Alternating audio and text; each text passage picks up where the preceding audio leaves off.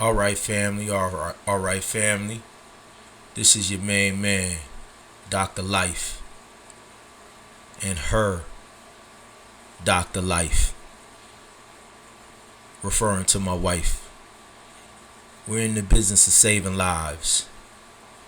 We're in the business of saving lives. I must be about my father's business of saving lives. We call this process, and the people that we're inviting to join us have lifesavers. Have lifesavers. See, once individuals like these come into your life and they throw you a economic development, an economic empowerment lifeline. You know, when you're on the financial Titanic, my wife and I, we both are the products of broken marriages. Her parents went through a divorce. My parents went through a divorce. And in our generation, there were many people who came up in the crack era, in single parent homes, in inner city urban environments filled with drugs, crime, violence, trauma, everything you can think of. So the fundamentals of wealth, the fundamentals of handing down generational wealth, even though the 1990s was the greatest period of direct sales wealth that this country had ever seen up to that time and since, stated by President Clinton in the White House. He does a public address from the White House talking about how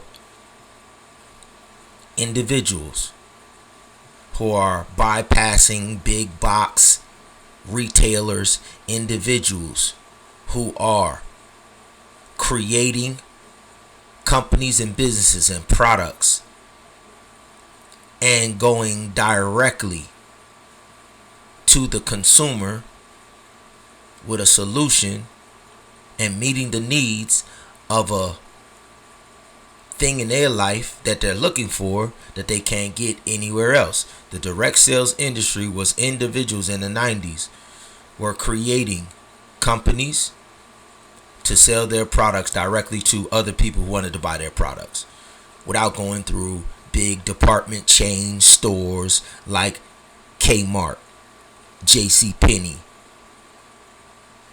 In the 1990s, and in the United States of America alone, nowhere else in the world was this happening. This is why they created the internet. This is why the federal government and the universities created the internet, because so much money was taking place in changing hands in the U.S. alone in the direct sales industry, which these individuals 30 years ago during that time were major contributors to that. And for 25 years at the same time in 1993, my wife and I, let's go back to 1990. My sister Terry, this is Kenny and Lorraine Watkins from the Camden Church, Mount Olivet, Camden, New Jersey. My sister Terry and myself and their niece Zakiba Watkins was in Pine Forge Academy together. My sister Terry was a senior, Zakiba was a sophomore, and I was a junior. Yeah, Zakiba was a junior, Terry was a senior, I was a freshman.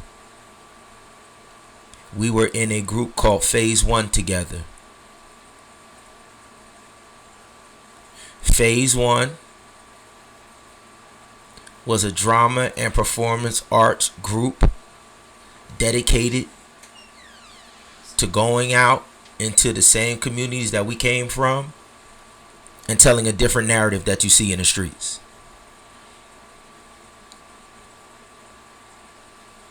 Phase 1 was committed to letting our brothers and sisters in Camden and Trenton know, hey, it's a group of us. We go up to this place and we got access. We have access to break the cycle of the generational curses of poverty. We got access to individuals who have the fundamentals of wealth building and wealth creation, and who have begun the process. And in our communities in Camden, they live in Camden. Their church is in Camden. Zakiba Watkins, mama, God bless her, just like my mama, Beverly Webb. They both died way too soon. But Zakiba and Terry and myself,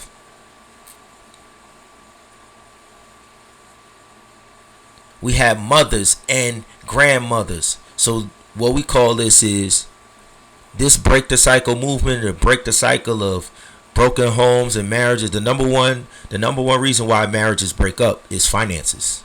I knew that at 11 when my parents' marriage dissolved. The number one thing that I wanted to do in life wasn't go to the NFL, and I could play in the NFL. Wasn't go to the NBA. The number one thing that I wanted to do in my life, the one thing that I told the Most High God, was to give me access to blueprints so that I could break that cycle. I knew at 11 years old that the number one cause of divorce is financial pressure. And so if you want to break the cycle of broken homes, when all around me the landscape is filled with individuals, broken homes and single parent families, but also all around us was the Kenny and the Lorraine Watkins. So from 11 years old, I started focusing on Kenny and Lorraine Watkins, who was going around, and the hundreds and hundreds and hundreds of couples around us that we had access to that have been married for over 30 years, are also in business, are also handing down generational wealth. So I decided back then, what better way to learn the fundamentals and the principles of handing down generational wealth than to create an ascension program to give people who don't have access to these couples and these blueprints access. And when I give other people access, and when I teach them the principle that I learned from these individuals, by definition, I will master the blueprints. By definition. That's why it says, give and you shall receive. It is better to give than to receive. By definition. By giving other people who no longer wanted to be in a broken home situation, but they don't have access to the Kenny and Lorraines. They didn't have access to my Aunt Henrietta and my Uncle Richard. They didn't have access to my Aunt Mary and my Uncle Junior Mason, who Kenny and Lorraine, every camp meeting, the last time I saw my Aunt Henrietta and my Aunt Mary together was at camp meeting at Pine Forge Academy, because our grandmothers all had the same desire. Our grandmothers stuck to the same script. They kept going to meet Emmanuel at the well to get living water.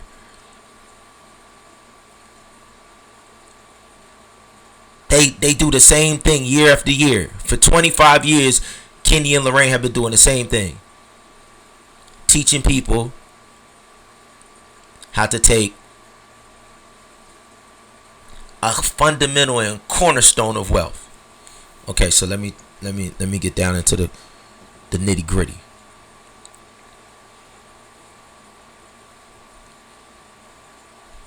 to have wealth, you have to have a tide of income. A constant tide. This is why God gave us the mothers. And he gave us the analogy of the water of life flowing from the tree of life. And the mothers are synonymous with the honeymoon. The honeymoon at nighttime controls the tide. The tide is the currents that constantly come ashore. The tide always comes ashore. Wave after wave after wave after wave after wave. And when he says land flowing with milk and honey, when you have water of life, when you have a constant source of the tide flowing in your lands will be the greenest pastures.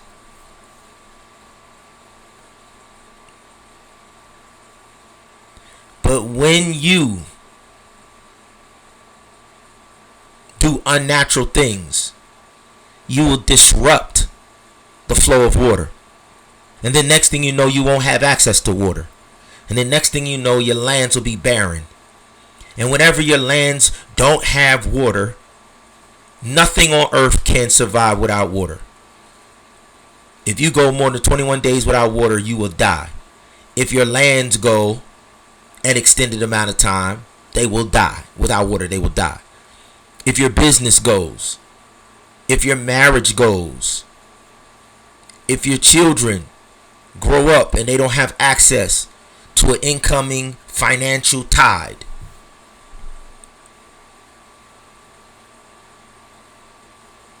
they will be barren. It's called a drought when you do not have a tide coming into your land. Okay? So once again, in 1990, in the United States of America, not nowhere else in the world, in the United States of America, individuals created the concept of small business owners. They created their business, and then they went and they got a group of individuals who believed in their product, and they went direct to consumers that they knew had a need for the product they were selling. It's called direct sales. Direct sales. And some of these companies created huge groups of individuals,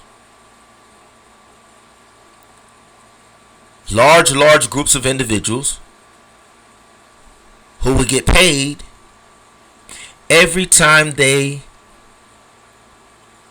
got somebody to purchase the product directly from them. They would get they call it a commission on the sale. Why? Because you told, and this is the thing about direct sales. When you're just a consumer,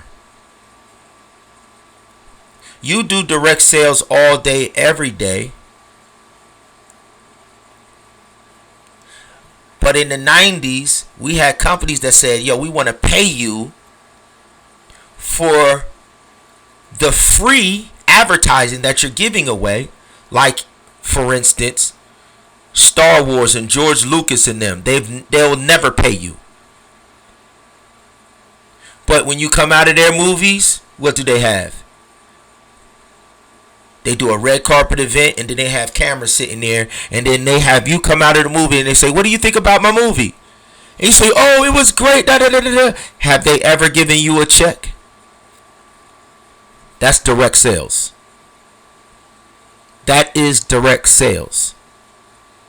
So all throughout the time that this country was doing business,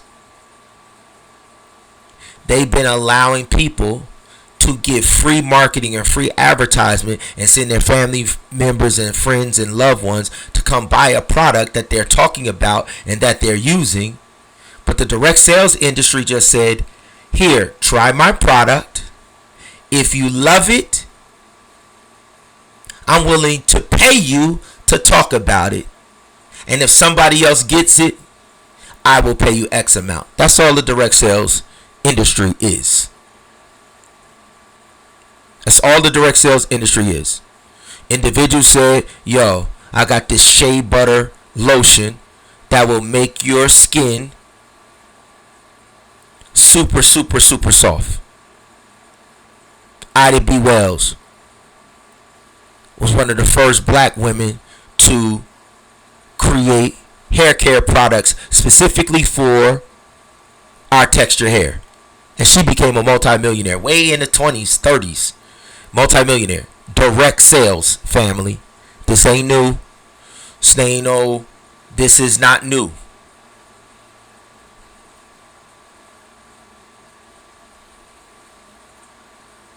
The big companies was focusing on European hair textures and European hairstyles, and there was nobody catering to the texture of hair that people of color have.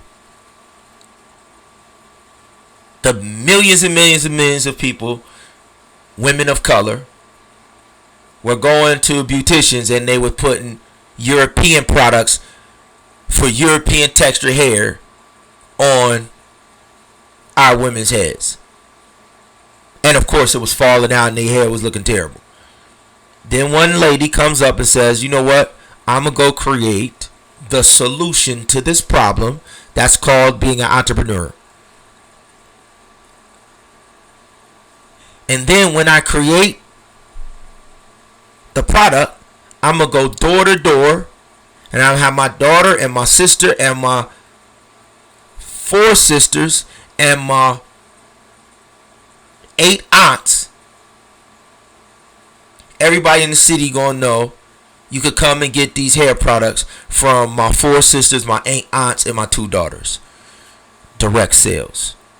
Multi-million dollar business in the 20s and the 30s. Find a solution to a problem that people need. Create a product or a service that solves that problem. Then have people try the product and service to see if it works. And then enter into a joint venture agreement with them to tell other people how it worked for them. And if they try it and like it and keep buying the product, I'll pay whoever told them every single time they buy the product. It's called direct sales. It's called business. Okay?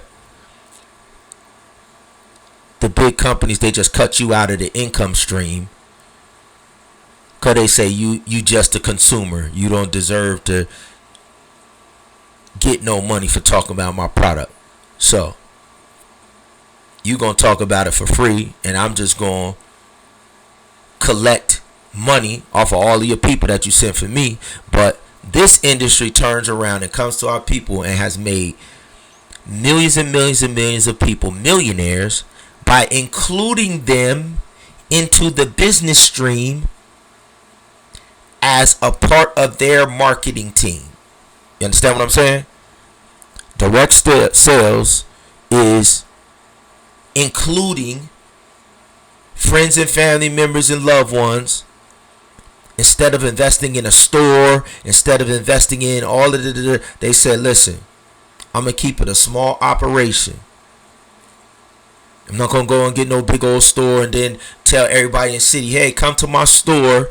No, what I'm going to do is I'm going to go to my friends and family members. I'm going to keep all of the product here in the house. I already own the house. I don't have to get another expense. If I carve out an office in the house, I already paid for the house. I would rather pay you. After you try the service, tell me what you think about it. If you think it worked, then I'm going to say go tell somebody else, and I'm going to pay you as a part of my marketing budget for everybody that used the product. Alright? So the first group of millions that Auntie Lorraine and Uncle Kenny tapped into 25 years ago.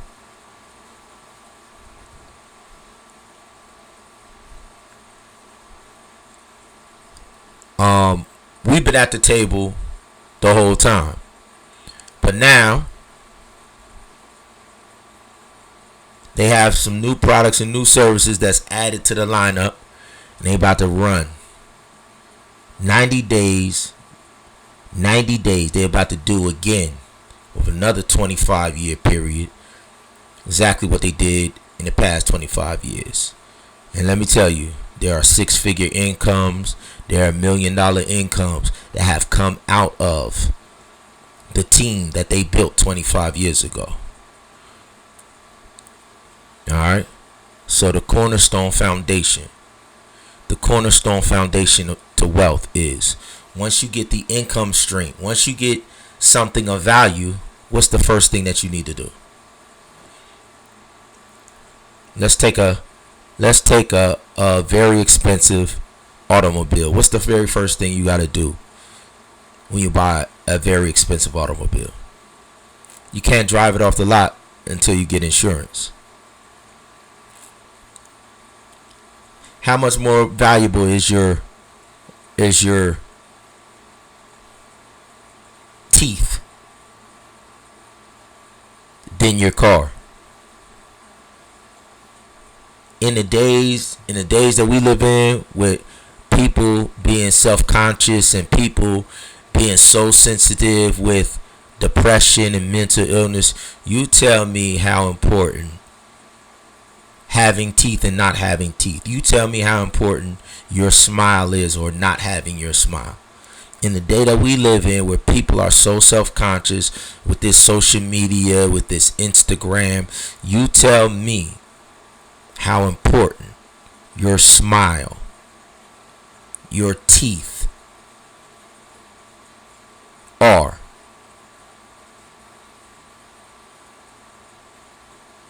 Now, I don't know anybody in this day who drives a car without insurance. I don't know anybody in this day who buys a house and lives in a house and doesn't have insurance.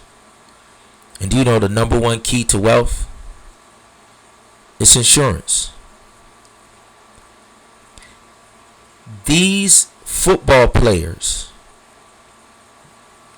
when they get signed, they'll take out an insurance policy on their hands. These football players, when they get signed, they'll take out an insurance policy, if they smart, on their knees. None of them do it. I'm just helping my people out. None of them do it. You hear of Hollywood star, you hear of Barbara Streisand taking out an insurance policy on her vocal cords, on her voice. You hear all of the Europeans in Hollywood. I heard somebody took out a policy on their butt. I heard another Hollywood star took out an insurance policy on her legs. So the individuals who have wealth, they're telling you that the first bedrock, once you get an income stream, the very first thing, once you have something of value, you have to insure it, so that in case of an accident, in case something happens, there is a guarantee that the income will continue, because the insurance policy has riders that says, in the case of an accident, then the income stream will still continue to flow. That's how important insurance is. So let's talk about your body. Let's talk about your health. You can't have any wealth without health. Nobody can have wealth without health. If you have poor health, I don't care if you have all the money in the world. My mother passed away at like 55, 54.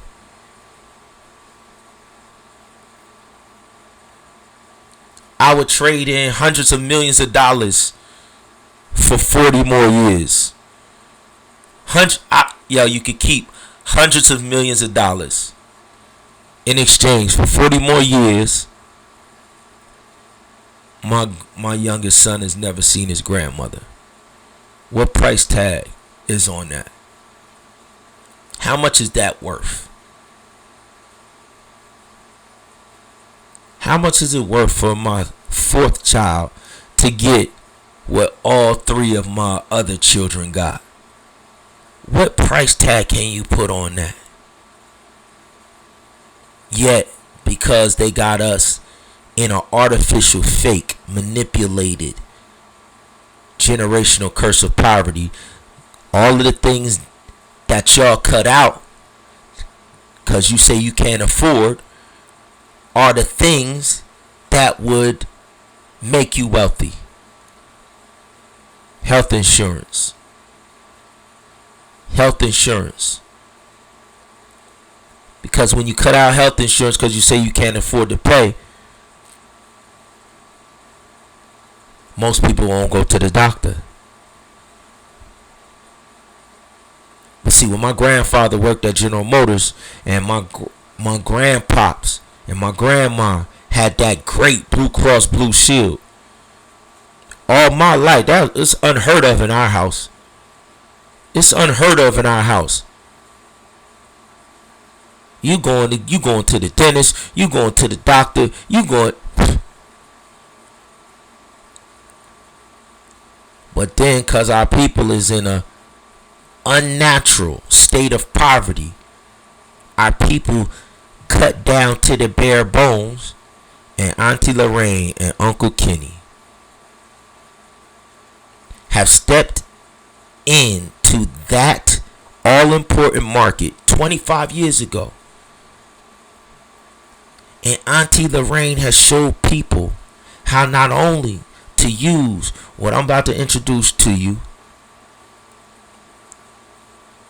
as her sole primary insurance for over 25 years. And then Uncle Kenny has used it as a supplemental policy because, like my grandfather, Uncle Kenny had the great job. Do you know how many of our people are working poor and working impoverished? They have income, but they living in motels, they living in their cars, they homeless. They have income, but because they've raised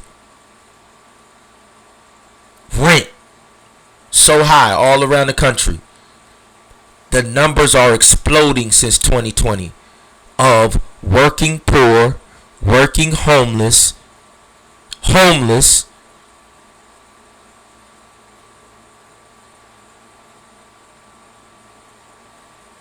and what I'm inviting you to do today is to join a mastermind group